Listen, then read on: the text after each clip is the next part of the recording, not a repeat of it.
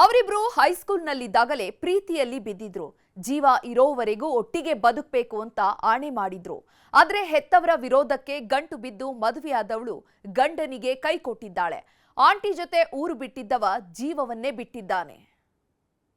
ಸಾವು ಕಾರಣ ಈ ಬೀರಬೇಣ ಪ್ರಕಾಶನ ಬಳಗೋಡು ತಿಮ್ಮ ಬೊಮ್ಮಣ ಸಿಂಗ್. ಹಿಂದೆಲ್ಲ ಪ್ರೀತಿ ಪ್ರೇಮ ಅಂದ್ರೆ ಕಣ್ಣಲ್ಲಿ ಅರಳಿ ಹೃದಯದಲ್ಲಿ ಗೂಡು ಕಟ್ಕೊಳ್ಳೋದು ಅಂತಿದ್ರು. ಪ್ರೀತಿ ಮಧುರ ತ್ಯಾಗ ಅಮರ ಅಂತ ಅದೆಷ್ಟೋ ಪ್ರೇಮಿಗಳು ದೂರಾಗಿದ್ದೂ ಇದೆ. ಮನೆಯವರ ಒತ್ತಾಯಕ್ಕೋ ಇನ್ಯಾವುದೋ ಕಾರಣಕ್ಕೋ ಬೇರೆ ಬೇರೆ ಆದವರು ಲೆಕ್ಕವಿಲ್ಲ ಬಿಡಿ. ಆದ್ರೆ ಈಗಿನ ಪ್ರೀತಿ ಅಂದ್ರೆ ಸಾಯೋದು ಇಲ್ಲ ಸಾಯಿಸೋದು ಎನ್ನುವಂತಾಗಿದೆ.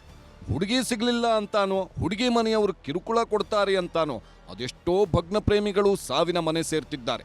ಅಂಥವರ ಸಾಲಿಗೆ ಈ ರೋಮಿಯೋ ಕೂಡ ಎಂಟ್ರಿ ಆಗಿದ್ದಾನೆ. ಪ್ರೀತಿಸಿದ ಹುಡುಗಿ ಜೊತೆ ಇರೋದಕ್ಕೆ ಬಿಡ್ಲಿಲ್ಲ ಅಂತ ನೇಣಿನ ಕುಣಿಕೆ ಏರಿದ್ದಾನೆ.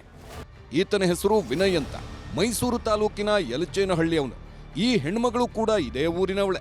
ಹೀಗಾಗಿಯೇ ಶಾಲೆಗೆ ಹೋಗೋ ದಿನಗಳಿಂದಲೂ ತುಂಬಾನೇ ಆತ್ಮೀಯವಾಗಿದ್ರು. ನಂತರ ಹೈಸ್ಕೂಲ್ ಮುಗಿದು ಕಾಲೇಜಿಗೆ ಹೋಗ್ತಿದ್ದಂತೆ ಇಬ್ಬರ ಮಧ್ಯೆ ಪ್ರೇಮಾಂಕುರವಾಗಿದೆ. ಒಬ್ಬರನ್ನು ಬಿಟ್ಟು ಒಬ್ಬರು ಇರಲಾರದಷ್ಟು ಪ್ರೀತಿ ಮಾಡುವುದಕ್ಕೆ ಶುರು ಮಾಡಿದ್ದಾರೆ. ಆದರೆ ಈ ವಿಷಯ ಹೆಣ್ಣು ಹೆತ್ತವರಿಗೆ ಗೊತ್ತಾಗ್ತಿದ್ದಂತೆ ಕೆರಳಿ ಕೆಂಡವಾಗಿದ್ದಾರೆ. ಯಾವುದೇ ಕಾರಣಕ್ಕೂ ನಿನ್ನನ್ನ ವಿನಯ್ಗೆ ಕೊಟ್ಟು ಮದುವೆ ಮಾಡಲ್ಲ ಅಂತ ಪಟ್ಟು ಹಿಡಿದಿದ್ರು. ಹೀಗಾಗಿ ಕಂಗೆಟ್ಟು ಹೋದ ಜೋಡಿ ಮನೆ ಬಿಟ್ಟು ಎಸ್ಕೇಪ್ ಆಗಿತ್ತು. ಆದ್ಮೇಲೆ ಲಾಸ್ಟಲ್ಲಿ ಒಂದು ಸರಿ ಗೊತ್ತೇ ಆಗ್ಬಿಡ್ತು ನಮಗೆ.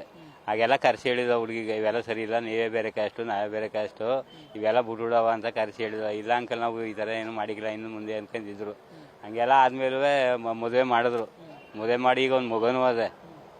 ಆಲೇ 3 ವರ್ಷ ಆಗಿದೆ ಮದುವೆ ಆಗಿ ಅವಳು.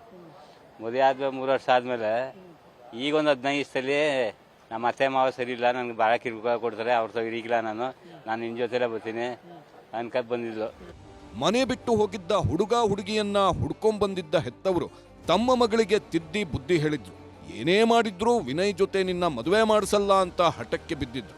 ಹೀಗಾಗಿ ಹೆತ್ತವರ ಒತ್ತಾಯದ ಮೇರೆಗೆ ಬೇರೆ ಮದುವೆ ಆಗಿದ್ದಳು. ದುರಂತ ಅಂದ್ರೆ ಮದುವೆ ಆದ್ಮೇಲೂ ಇವರಿಬ್ಬರ ಕಾಂಟ್ಯಾಕ್ಟ್ ತಪ್ಪಿರಲಿಲ್ಲ. ಮದುವೆಯಾಗಿದೆ ಅನ್ನೋದನ್ನೇ ಮರೆತವಳು ತನ್ನ ಹಳೆ ಲವರ್ ಜೊತೆ ಇಡೀ ದಿನ ಫೋನ್ನಲ್ಲಿ ಬ್ಯುಸಿಯಾಗಿರ್ತಿದ್ದಳು. ಕೊನೆಗೊಂದು ದಿನ ಮತ್ತೆ ಮನೆ ಬಿಟ್ಟು ಎಸ್ಕೇಪ್ ಆಗಿದ್ರು. ಆಂಟಿ ಜೊತೆ ಊರು ಬಿಟ್ಟಿದ್ದ ವಿನಯ್ ಒಂದಿಷ್ಟು ದಿನ ಊರೂರು ತಿರುಗಿದ್ದ. ಆಗಲೂ ಮಗಳನ್ನ ಹುಡ್ಕೊಂಡ್ಬಂದಿದ್ದ ಹೆತ್ತವರು ಗಂಡನ ಮನೆ ಸೇರಿಸೋ ಕೆಲಸ ಮಾಡಿದ್ರು. ಅಣ್ಣ ಅವ್ರ ಅಪ್ಪಂಗೆ ಹೊಡೆದವ್ರೆ, ಅವ್ರ ಅಣ್ಣಂಗೆ ಹೊಡೆದವ್ರೆ, ಎಲ್ಲಾರ್ಗು ವರ್ಕ್ ಮಾಡೋರಣ್ಣ. ಕಾಲ್ ಲಿಸ್ಟ್ ಡಯಲ್ ಕಾಲು ಇನ್ಕಮಿಂಗ್ ಔಟ್ಕೋ ಹಿಂಗೆ ಯಾರ್ಯಾರಿಗೈತಿ ಎಲ್ಲಾರ್ಗು ಎತ್ಕೊ ಮನೆ ಹತ್ರ ಬಂದು ಕರ್ಕೋ ಹೊಡೆದವ್ರಣ್ಣ. ಅಣ್ಣ ಇವ್ರದ್ದು ಹಳೆ ಲವ್ ಸ್ಟೋರಿ ಅಣ್ಣ. ಒಂದೇ ಊರು, 9 ವರ್ಷ 10 ವರ್ಷ ಲವ್ ಇದು. ಹೆತ್ತವ್ರು ಏನೇ ಮಾಡಿದ್ರೂ ಈಕೆ ಮಾತ್ರ ನೆಟ್ಟಗಾಗಿರಲಿಲ್ಲ. ಇತ್ತೀಚೆಗೆ ಗಂಡ ಸರಿ ಇಲ್ಲ, ಅತ್ತೆ ಮಾವ ಕಾಟ ಕೊಡ್ತಾರೆ ಅಂತ ತವ್ರ ಮನೆ ಸೇರಿದ್ಲು. ಗಂಡನ ಮನೆ ಬಿಟ್ಟು ತವ್ರ ಮನೆ ಬರ್ತಿದ್ದಂತೆ ಮತ್ತೆ ವಿನಯ್ ಜೊತೆ ಸುತ್ತಾಡುವುದಕ್ಕೆ ಶುರು ಮಾಡಿದ್ದಾಳೆ.